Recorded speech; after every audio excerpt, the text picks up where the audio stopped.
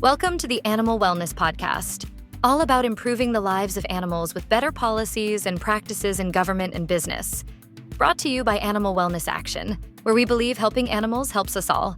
Here's your host, Joseph Grove. Greetings, everyone, and welcome to the Animal Wellness Podcast. I'm Joseph Grove.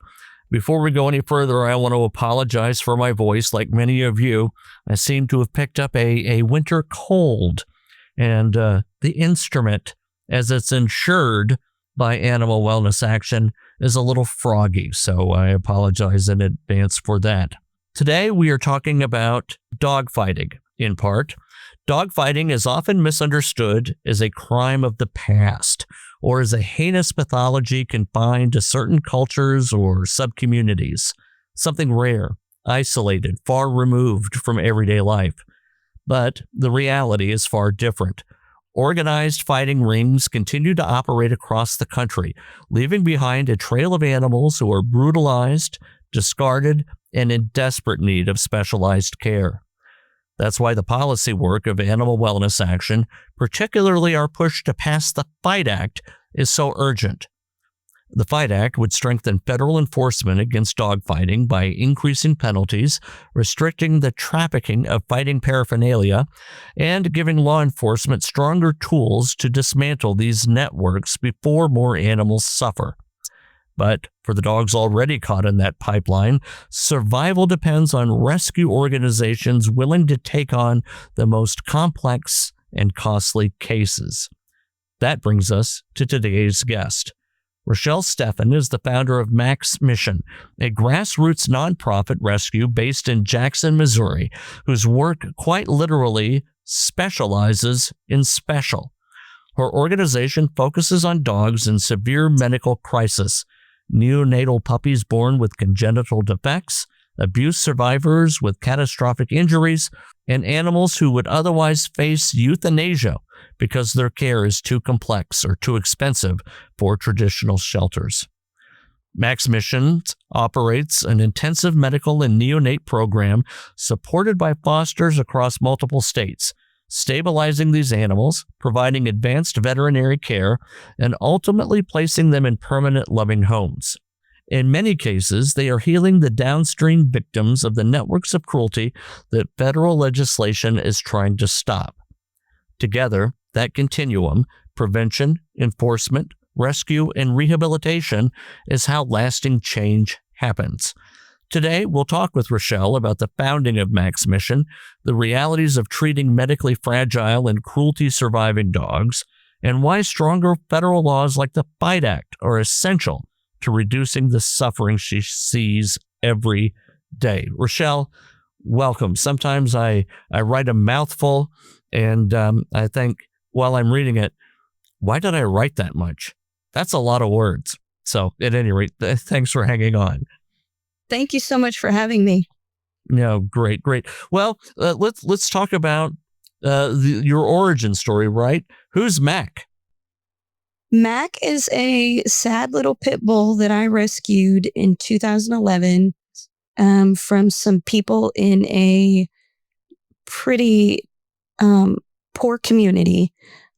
We suspect that they were definitely dog fighters because of just the way they were trying to sell these puppies. And this little puppy Mac was hairless and sad and sitting off to the corner.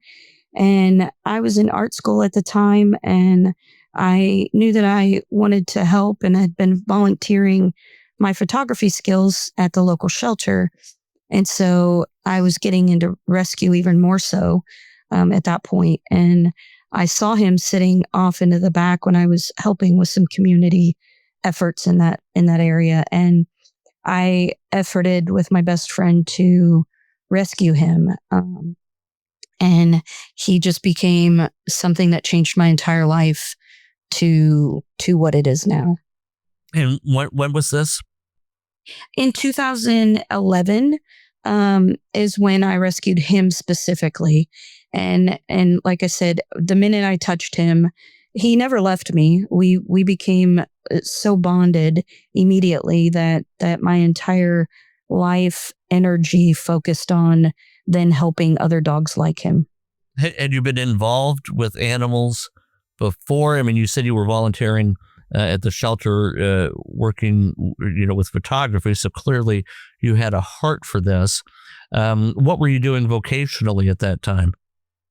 I was in art school at the university, and I was doing odd jobs and selling my art and just kind of hustling, just trying to make it through art school. And yeah, as far as my origin, my 8-year-old self was playing in the woods in my neighborhood and found a dog that had been shot deep in the woods. And so it goes back to, when I was a tiny little child.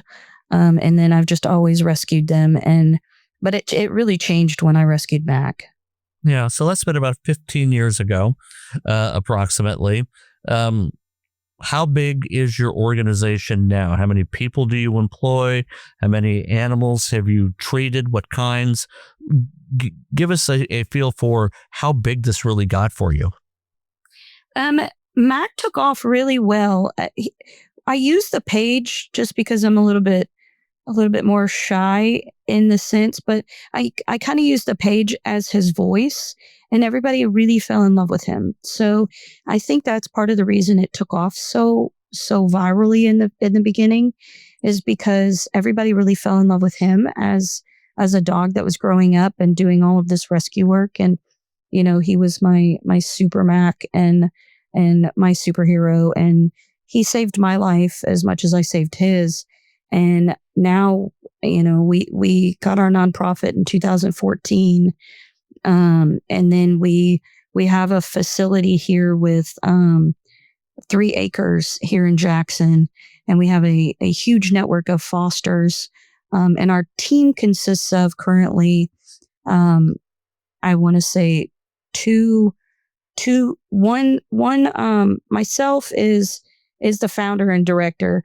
And then we have a couple management, and then I want to say 4 kennel staff.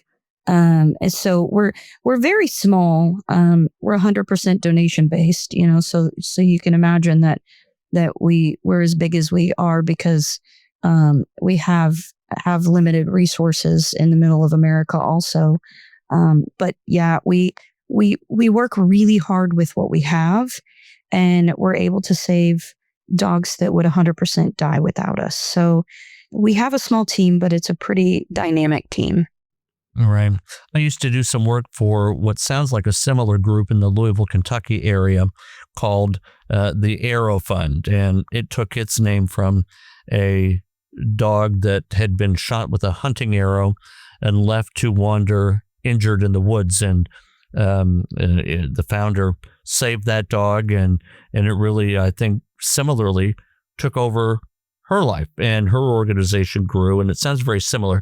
So, thank goodness for people like you and the founder of the Arrow Fund who really go in and make this kind of difference. Let's let our listeners know now where to find you, so we don't forget to bring it up later. And if they want to, they can take a look right away and maybe even donate. Animal Wellness Action is happy to encourage philanthropy for organizations like yours and for our own.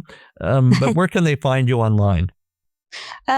Yes, we are on most of the social media platforms, but you can branch off through all of those, or to all of those, through maxmission.org. And that's MACSMISSION.org. So it's not MAX, it's MAC, like a macaroni noodle. Okay. All right. Well, you have me right there, because I do love some macaroni.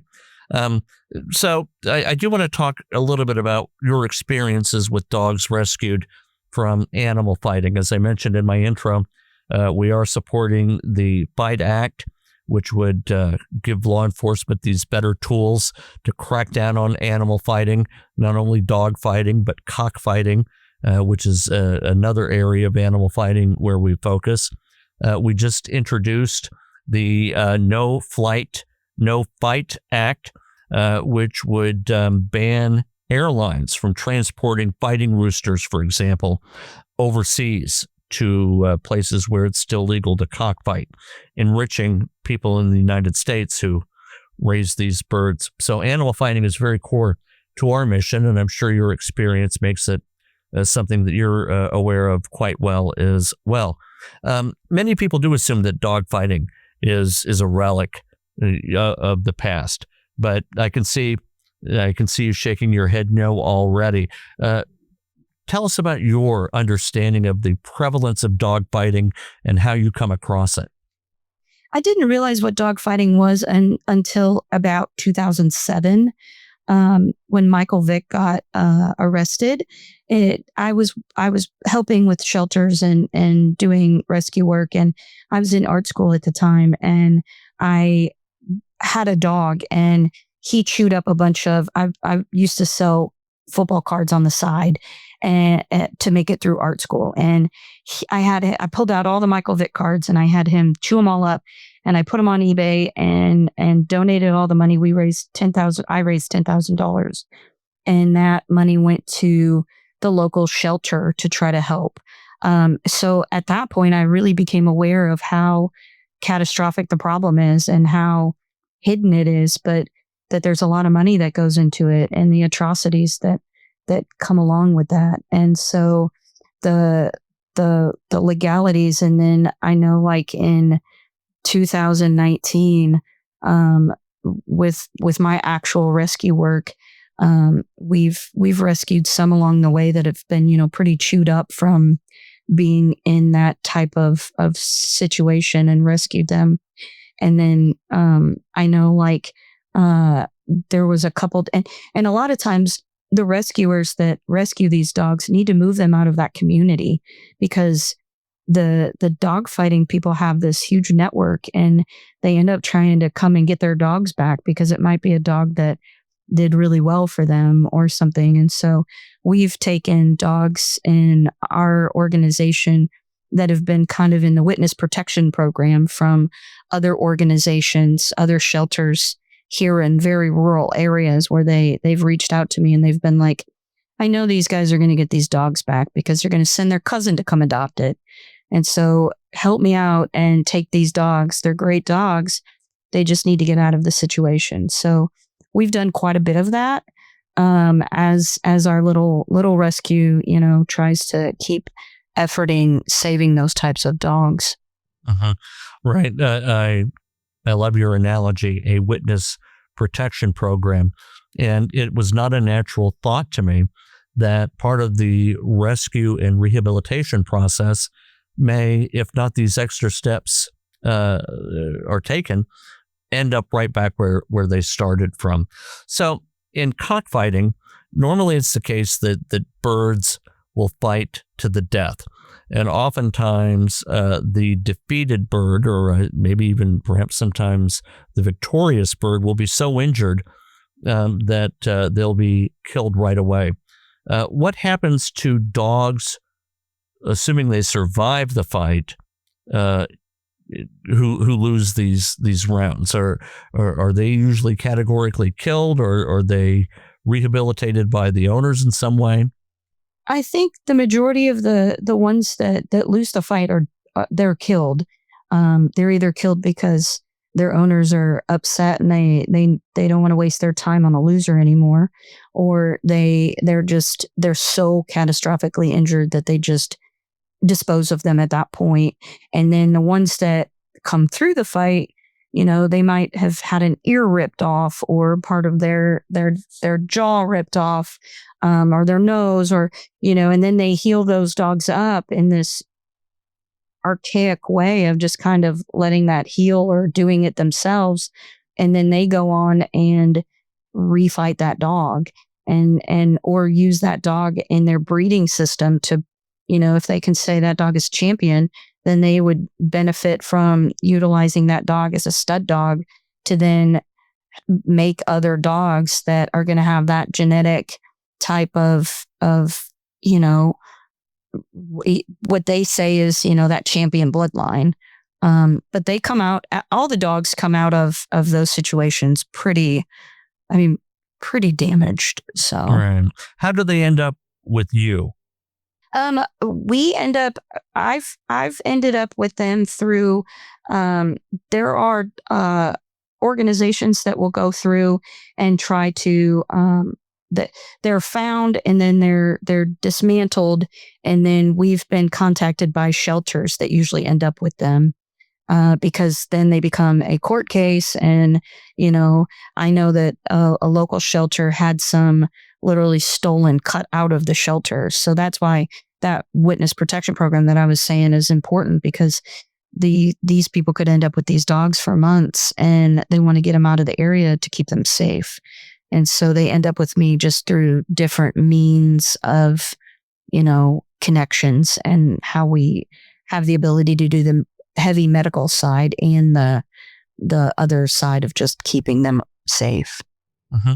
So when you bring in these dogs who perhaps come to you by way of seizure, the law enforcement personnel will save these dogs. You end up with them.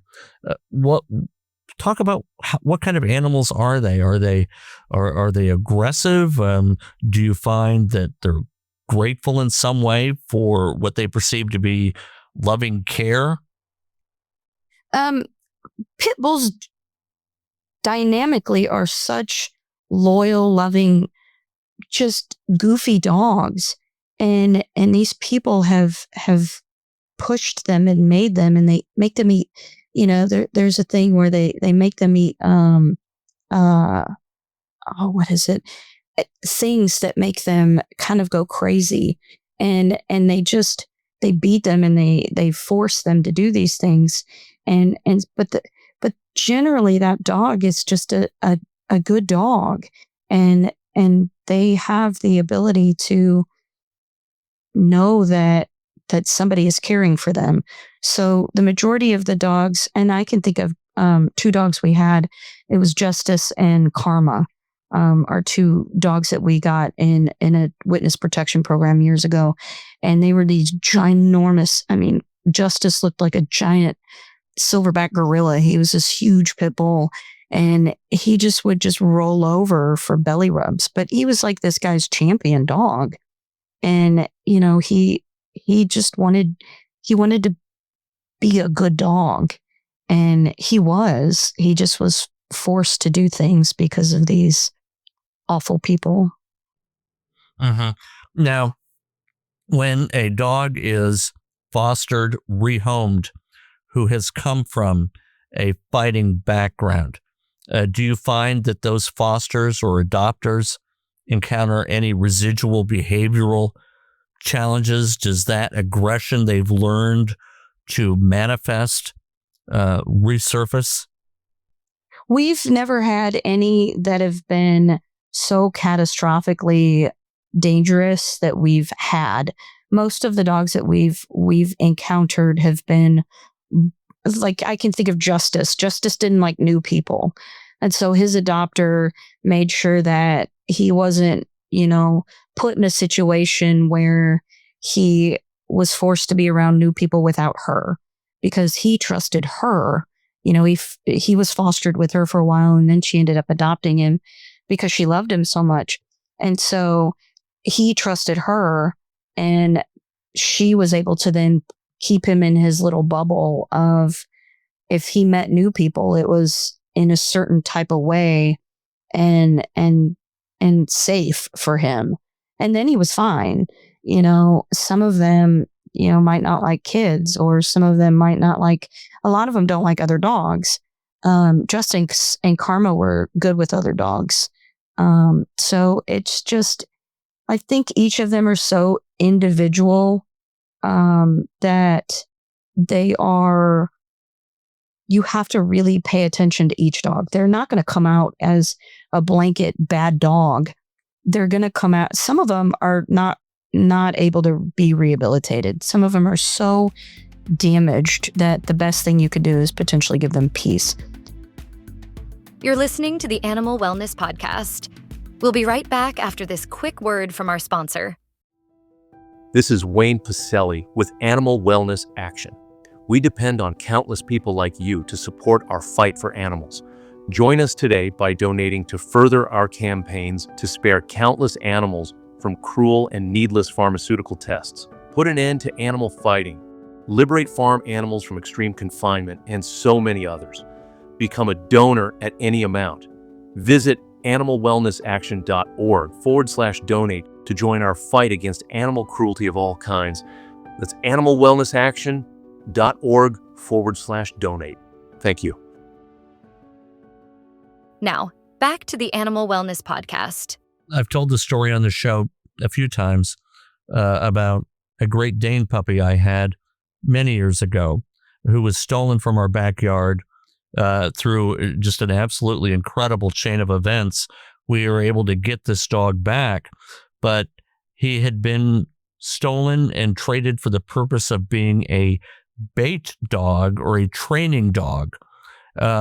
Do you ever get any animals other than the fighters themselves who have been brought into this culture for purpose of training these dogs? And what do you do in that circumstance?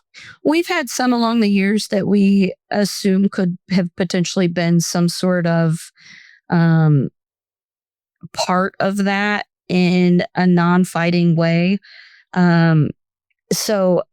But it's hard to say because the majority of those dogs that they use for that, I don't know how often they come out of that situation because they're used in a way, not a Great Dane is big enough that, obviously he's going to be able to kind of hold his own a little bit, but like there's a fear of people taking, we always tell people on the social media things that they be careful when you're giving away free dogs, free puppies, and free kittens, because there was always that fear that they would put them in a bag and taunt that dog with it. So I think that some of those don't ever come out of that, but the ones that are suspected to maybe come out of that, they do definitely have a lot of damage, and we've had some that we've suspected to be that, but ultimately, I think that it's just the same as the fighters. You have to really,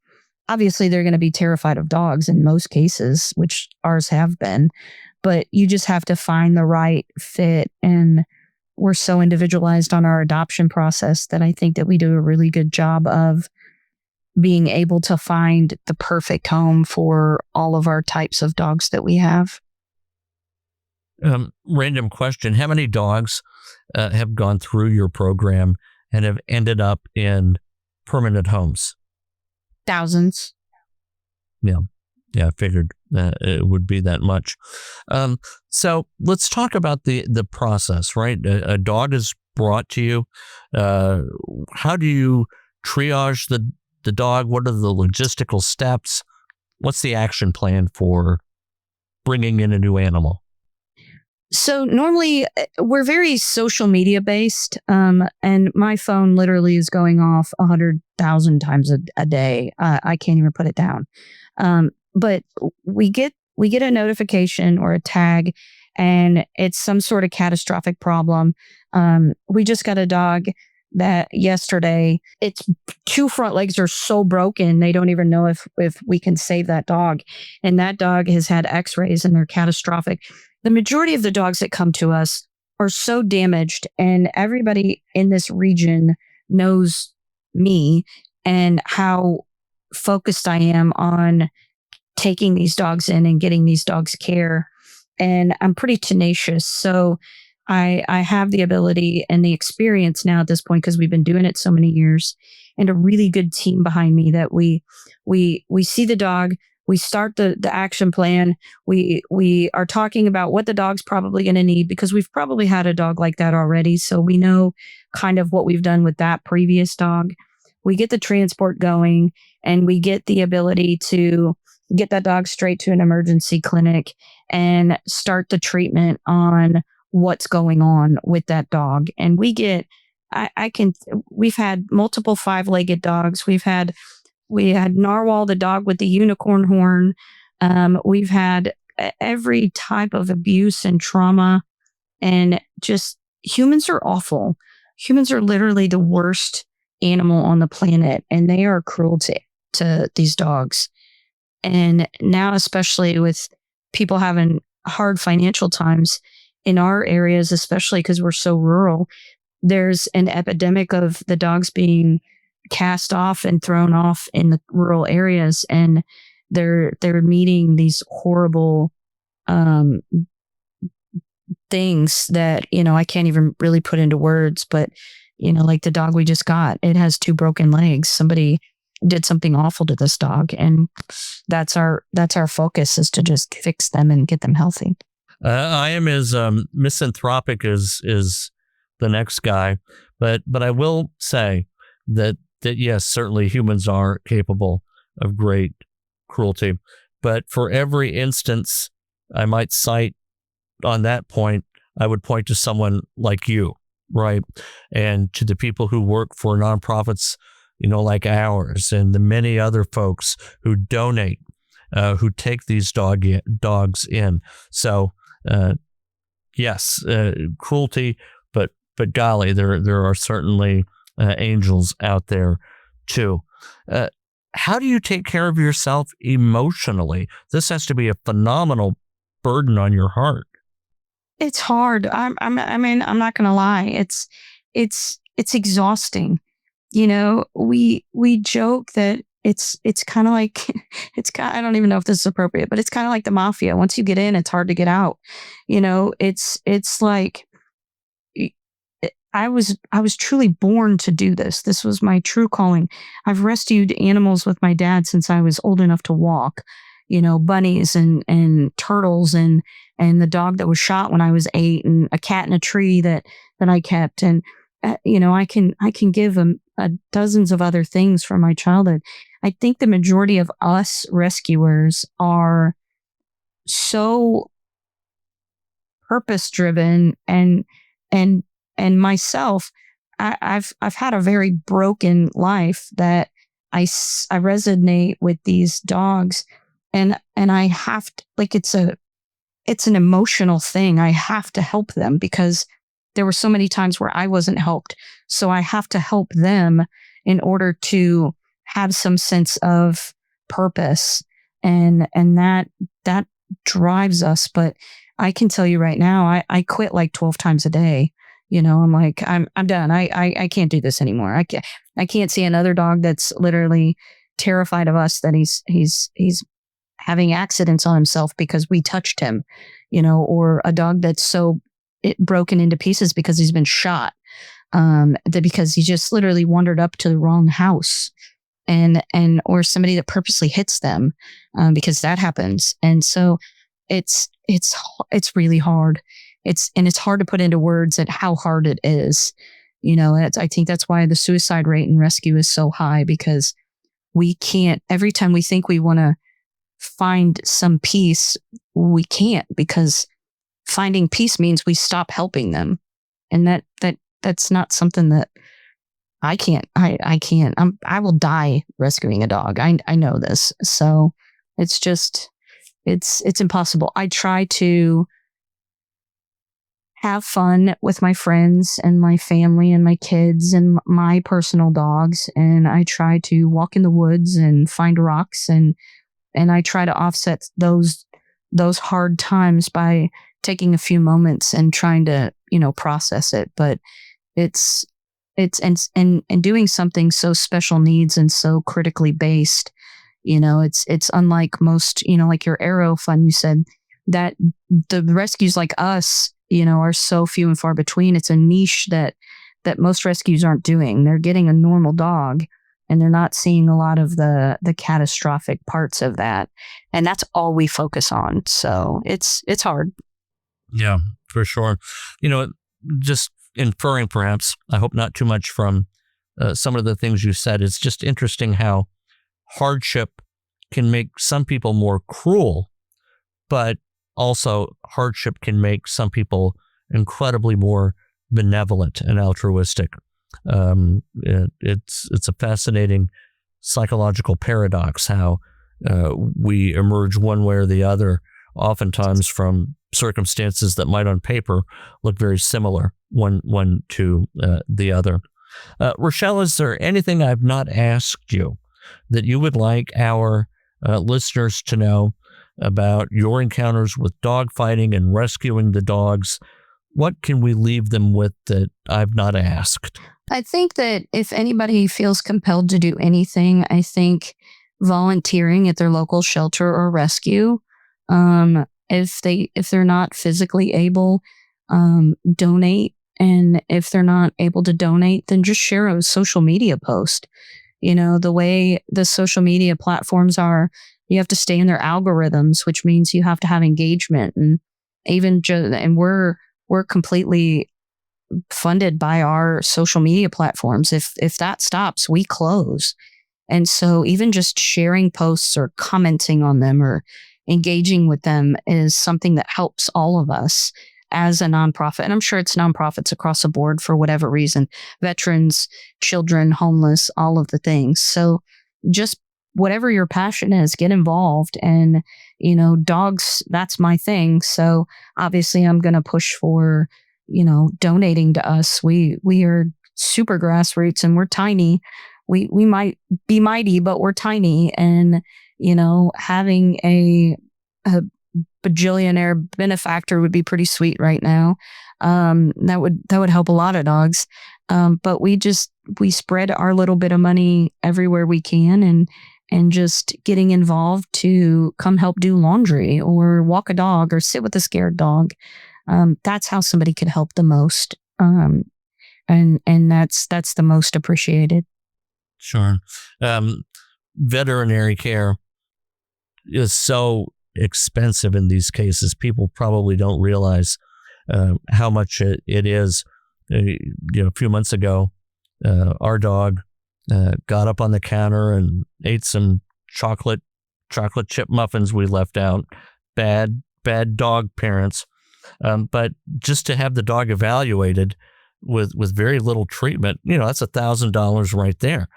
How much average do you spend on veterinary care on some of these harder cases? The dog that we just got yesterday that has the catastrophic 2 broken front legs. I mean, they're it's like somebody set a bomb off in their upper bones in her front legs. She's potentially going to be an $8,000 to $10,000 dog. And some people are like, oh, well, you should just euthanize her and save 20 other dogs. No, this is the rescue I founded because this is what I wanted to help.